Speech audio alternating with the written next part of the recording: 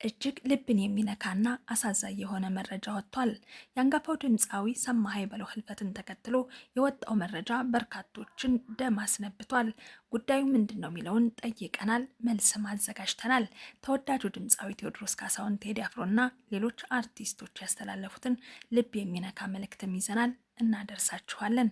የልጃቸውን ድምፅ ካልሰሙ እህል ውሃ የማይቀምሱት እናቱ የበርካቶችን ልብ የነካ ጉዳይ ሆኗል። ሰሜ በህይወት በነበረበት ጊዜ የተናገረው ንግግር የእናቴ ነገር አይሆንልኝም፣ እሷም የኔ ነገር አይሆንላትም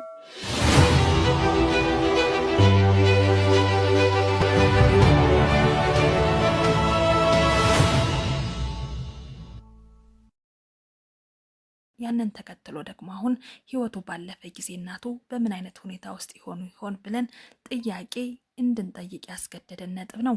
ይህንን ጉዳይም እናደርሳችኋለን። እንዲሁም የአንጋፋው ድምፃዊ ሰማሃይ በለው ለህልፈት የዳረገውን ጉዳይ በልጆቹ አማካኝነት ይፋ ሆኗል። ለህልፈት የዳረገውን ጉዳይም እናስመለክታችኋለን። እነዚህንና ሌሎች ነጥቦችንም እያነሳን የምናቀርበው መሰናዷችን እንዲህ ጀምሯል። ሪች ኦሪዮን የመሰናዶ አዘጋጅና አቅራቢ ሁኜ አብሬያችሁ ቆይታ አረጋለሁ። ቪዲዮን ላይክ፣ ሼር፣ ሰብስክራይብ በማድረግ ከጎናችን ሁኑ። በቀጥታ ወደ ዝግጅታችን እንለፍ። ትላንት በሰማነው ዜና ምክንያት በጣም ብዙዎቻችን ያዘንበት ጉዳይ ነበር። የድምፃዊ ሰማሃይ በለው ጉዳይ። ስለሱ አንዳንድ ነጥቦችን እየነገርኳችሁ በትላንትናው ዕለት ባዘጋጀንላችሁ ፕሮግራማችን ላይ አቅርበንላችሁ ነበር። በተለይ ደግሞ የልጅነት ህይወቱን በባህር ዳር ከተማ ያሳለፈበትን መስመር፣ ከዛ በኋላ ደግሞ የግሽ አባይ ኪነት ውስጥ ተቀላቅሎ የመጣበትን መንገድና በኪነ ጥበቡ እንዲሁ ያሳለፈበትን ሂደት ስንጫወትም ስናወጋችሁም ቆይተናል። ታዲያ ህልፈተ ህይወቱን አስመልክቶ በጣም በርካታ ታዋቂ ሰዎች መልእክቶቻቸውን ልከዋል። የሀዘን መግለጫቸውን ካወጡ ከተናገሩ ሰዎች መካከል አንደኛውና ተወዳጁ ቴዎድሮስ ካሳሁን ቴዲ አፍሮ ይገኝበታል። በተወዳጁና በአንጋፋው ድምፃዊ ሰማሃይ በለው ድንገተኛ ህልፈተ ህይወት የተሰማኝን ጥልቅ ሀዘን እየገለጹ ለቤተሰቦቹ፣ ለወዳጅ ዘመዶቹ እንዲሁም ለሙያ አድናቂዎቹ በሙሉ ከልብ መጽናናትን እመኛለሁ። ነፍስ ይማርልን፣ ኢትዮጵያ ለዘላለም ትኖር፣ ፍቅር ያሸንፋል በማለት ከነፊርማ ያስቀመጠው ቴዎድሮስ ካሳሁን ቴዲ አፍሮ ነው። ከዚህ ባለፈ ግን እንዲህ ያለውን መልእክት የላከው አብሮ አደጉ ተወዳጁ ድምፃዊ አሜሪካን ሀገር ኑሮውን ያደረገው ይሁኔ በላይ ይገኝበታል። ይሁኔ በላይ በግሽ አባይ ኪነት ውስጥ አብረው ሰርተዋል። በተለይ ደግሞ የጎጃም ባህላዊ ስራዎችን በሚገባ በማቀንቀንና በጣም በርካታ መድረኮች ላይ በጋራ እንደሰሩ ይነገራል። የጎጃም ባህላዊ ስራዎችን በሚገባ በማቀንቀንና በጣም በርካታ መድረኮች ላይ በጋራ እንደሰሩ ይነገራል። አብሮ አደግ ጓደኛሞች ናቸው። የአብሮ አደግ ጓደኛዬን የበዓሉን ፈርጥ የሰማሃይ በለውን ህልፈት ሰምቼ እጅጉን አዝኛለሁ፣ እግዚአብሔር ነፍስህን ይማር በማለት ነው ይሁኔ በላይ ያስቀመጠው። በሌላኛው ልብን የሚነካ መልእክቱ ይሁኔ በላይ ሲናገር ደህና ሁን ሰሜ፣ ደህና ሁን በማለት ሀሳቡን የሚጀምረው ከልጅነታችን ጀምሮ ጥበብ አገናኝታን በግሽ አባይ የባህል ቡድን ውስጥ ብዙ ትዝታ፣ ፍቅርና የማይረሳ የህይወት ጉዞ አብረን አሳልፈናል። የውድ ጓደኛዬን ህልፈት ስሰማ ግን ልቤ በእጅጉ አዝኗል። ስሜቴንም በቃላት ለመግለጽ እንዲህ አጥሮኛል እያለ ነው የሚናገረው።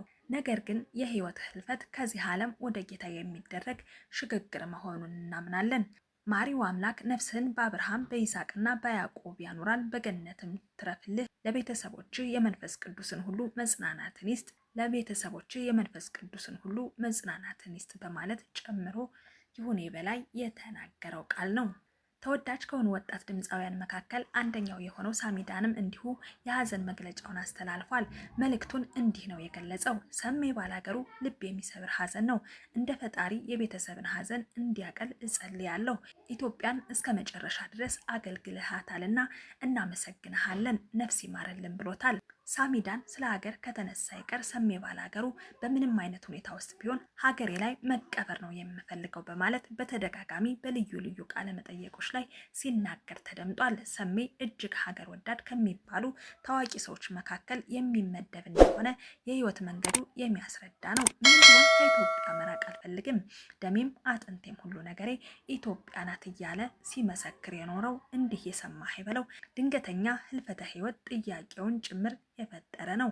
ቀደም ብዬ በመግቢያችን ላይ እንደነገርኳቸውና ከቅርብ ጊዜያት ባጋጠመው ውፍረት ምክንያት በጣም ብዙ ሰዎች ህመም እንዳለበት ውፍረቱ ያመጣበት መዘዝ እንዳለ ሁሉ በጣም በተደጋጋሚ ሲናገሩ በልዩ ልዩ ማህበራዊ ሚዲያዎችም ላይ መነጋገሪያ ሆኖ የተለያዩ አስተያየቶችን ሲያስተናግድበት የኖረበት ሂደት እንደነበር ቀደም ሲል በፕሮግራማችን ላይ ነግሬያችሁ ነበር። ነገር ግን ሰማህ ይበለው እንደተናገረው በእርግጥ ወፍር ያለው ክብደት ጨምር ያለው ነገር ግን ውፍረቴ ምንም አይነት ህመም አላመጣብኝም፣ ጤነኛ ነኝ እግዚአብሔር ይመስገን በማለት ተናግሮ ነበር። ታዲያ ጤነኛ ነኝ ካለ ምንም አይነት ህመም ሳይኖርበት ከሰነባበተ ለምንድን ነው አሁን በድንገት ህይወቱ ያለፈው የሚለው እንግዲህ የብዙዎች ጥያቄ ሆነው በቅርቡ አንድ ህክምና ጀምሮ ነበር። ይህም ህክምና ደግሞ ክብደት የመቀነስ ሂደት ላይ እንደነበር ነው የሚነገረው። እሱን በተደጋጋሚ በልዩ ልዩ ማህበራዊ ሚዲያዎች ላይ እንደተናገረው እንዲሁም እንደሰማ ነው ከሆነ በቪዲዮቹ ላይ ማለት ነው በየሳምንቱ ኪሎ እየቀነሰ ወደ 10 የሚሆን ኪሎ ግራም ቀንሻለሁ በማለት በጣም ጥሩ ተስፋ ላይ እንዳለ ደስተኛ መሆኑንም ጭምር ሲናገር ነበር። እንደውም በወቅቱ ሲናገር ሁላችሁም ከጎኔ እንድትሆኑ ፈልጋለሁ፣ አበርቱኝ፣ አሁን በጣም ጥሩ መንፈስ ላይ ነኝ እያለ ነበርና ኪሎ መቀነሱ በጣም እያስደሰተው እንደነበር ሲናገር ነው የነበረው። አሟሟቱን በተመለከተ ከአርቲስቶች በተለይ ደግሞ ከድምፃውያን ጋር በጣም ጥብቅ ግንኙነት እንዳለው የሚታወቀው አቻሬ ጫማ በዩቲዩብ ገጹ በኩል ሀሳቡን አስቀምጦ ተመልክተነዋል። አቻሬ እንደተናገረው ከሆነ ሰሞኑን ከሰማኸኝ ጋር በተለየ በተደጋጋሚ ይደዋወሉ እንደነበር፣ ጤንነቱ በጣም ጥሩ ሁኔታ ላይ እንደነበር እንደተናገረው ከሆነ ሰሞኑን ከሰማኸኝ ጋር ለየና በተደጋጋሚ ይደዋወሉ እንደነበር፣ ጤንነቱን በጣም ጥሩ ሁኔታ ላይ እንደነበር ነው የተናገረው።